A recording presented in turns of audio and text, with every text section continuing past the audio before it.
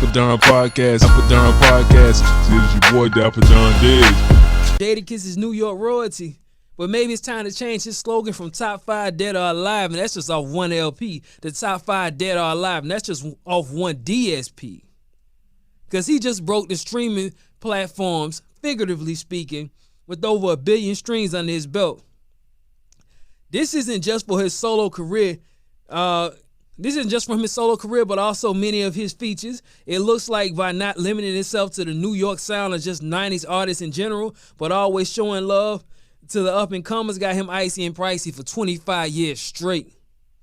This is cause to celebrate. He deserves to have his flowers where he can smell them. So I put together a list of 5 of Jadakiss songs that were battle cries when you were sliding with the homies, wise words in your darkest night, soundtrack to your love life, or that just made sense of a senseless world. Disclaimer, I know this is an argument waiting to happen in the comments section, but it's worth giving a try.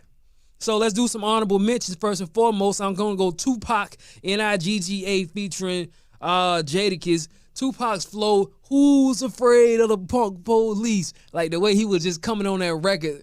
The way they kept flipping Pac's lyrics, just kept flipping and flipping. It shows you the big difference between a successful artist and an unsuccessful artist is the engineer, because they flipped the same Pac verse 20 times and it was sick every time. Hurricane Chris, A Baby remix. Dope record. Can't take nothing from it. It was a real time piece, and the reason why I say that is just because it really was my teenage years, man. That was my teenage years. Hurricane Chris. He was like, if Soulja Boy was A, he was B. He was like B tier. 2000, late 2000s.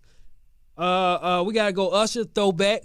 That was all Confessions. If you know anything about Confessions don't got nothing you skip. You don't skip through nothing on Confessions. Everything you hear from Confessions, from A to B, is all slaps, baby. But it still didn't make it. I'm going to also go with Bad Boys, All About the Benjamins. When I think about All About the Benjamins, the thing that I think about is them shiny suits and that beat. He said he didn't like the beat, and Missy Elliott didn't get credit for writing it, so I'm not going to put it in the top 5. That's the only reason why I actually love All About the Benjamins. But, I'm going to respect this brother's state of mind and his grind. So let's get into it. Jadakiss, the first one. Jadakiss, You Make Me Wanna, featuring Mariah Carey. Come on, let's give it up for it, man. This is one of those bangers. This one right here goes out to all the lovers. And I suspect that's the whole world, because everybody needs something or someone to love. End quote, Bobby Womack. This song right here was the puppy love anthem. This is a song you sold all your dreams to your high school sweetheart to. If you had 250 minutes on your prepaid Nokia, 125 minutes went to playing songs softly in the background like this while you ask each other stupid questions like, what are you doing? Nah, what are you doing? Like 100 times.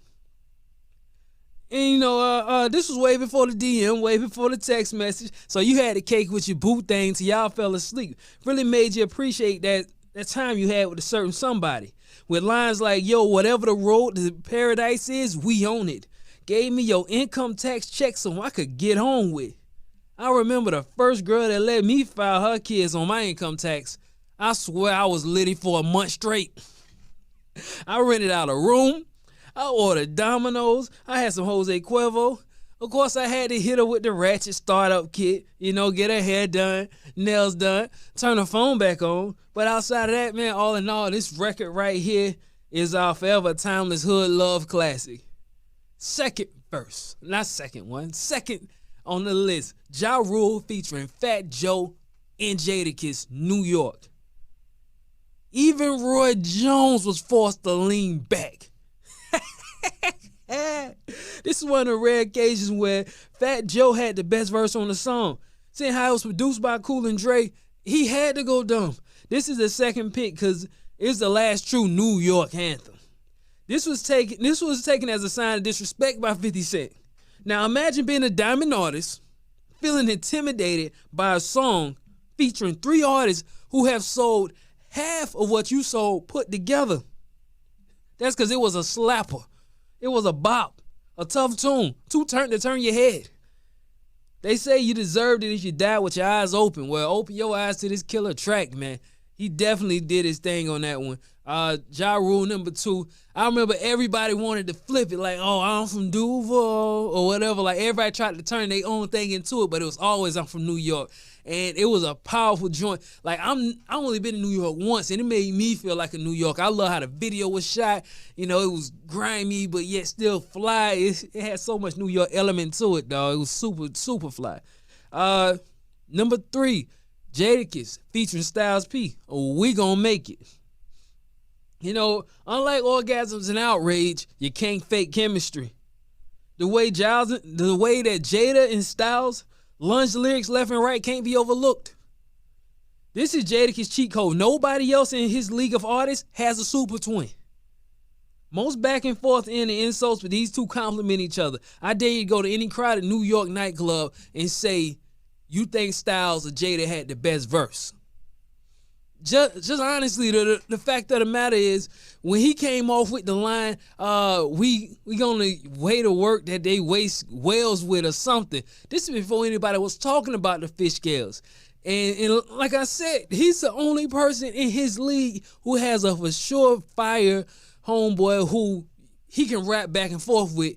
And the reason that's crazy is because it's kind of like juggling knives a little bit. Very rarely are you going to go back and forth with somebody and the verse break even. Fat Joe and Big Pun, that verse didn't break even when they did the back and forth. If Jay-Z and Memphis Bleak did a back and forth, it didn't break even. But, you know, that was just one of those ones where it was like you ain't want to get in front of that there. So I'm going to go with number 4. Number 4, Checkmate, 50 Cent diss. This is what you got a felony, but you ain't a predicate. Never the king of New York, you live in Connecticut. Come on. The mecca of the South of hip-hop is the Show Me State. That's where Southern hip-hop was born at. It was born in the Show Me State. We don't really get the appeal where artists are talking about pulling up and calling out names, but there's no real smoke. All fire and no smoke. You feel me? It's a good song, but I can only see it as a good song because I know nothing else progressed from it. But every once in a while, just the way that you present a story and the way that you come with it, it really starts the grabbing an audience regardless of where they from. A lot like how New York did, like I just talked about with Ja Rule. But it's hard to do that, let alone for two New Yorkers who outside of commercial appeal really doesn't have a strong following in the South. But that line was a shot heard all around the world. Now, I don't have a strong familiarity with up north layout. But saying you're in Connecticut is a hilarious thing for no other reason than it's a random place for the toughest rapper in the world to be hanging out. So that's just already crazy.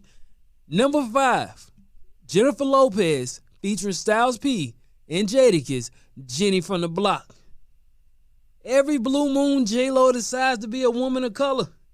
Nowadays, she's more Desperate Housewife than Desperado, but back when she was trying to tell us N-words and we didn't hear those, she's still Jenny from the Block. One of the best efforts for her to channel her living in color days. Kiss hit big with this single, even if it's more parody than a party anthem. But it still was, because you have every other effort after that kind of felt like it lacked just a little more. This was it. What really made it crazy is because this was like around the time that it was at a real crazy transition point where you had like Enrique Iglesias, like Vala More, let the rhythm take you over. Like they had a lot of Latin top 40 records. And you also had Urban was really coming into its own. You had like Destiny Child. So this song sat like perfectly in the middle. And it really embodied what the Bronx was. If it was hip hop, it was fly, it was cool. You know, and I think it was one of the best looks for Jada, because when you say, oh, Jada, what song does he have? Oh, he was on Jenny from the Block. You've heard Jenny from the Block. You've heard, listen, you've heard the Macarena. You've heard the Macarena. You heard Who Let the Dogs Out. You heard Britney Spears Hit Me One More Time. You heard Michael Jackson Just Beat It. And you heard Jenny from the Block.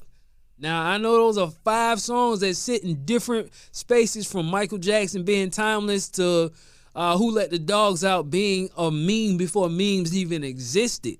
Jenny from the Block sits somewhere in there. It's the child of, if Who Let the Dogs Out and Britney Spears had a baby, it'll be Jenny from the Block. But it's still a big record though, so I don't want you to take it like I got an issue with the song. The song, alright. It's an alright song. So that's my pick for the boy Jada. Interesting fact.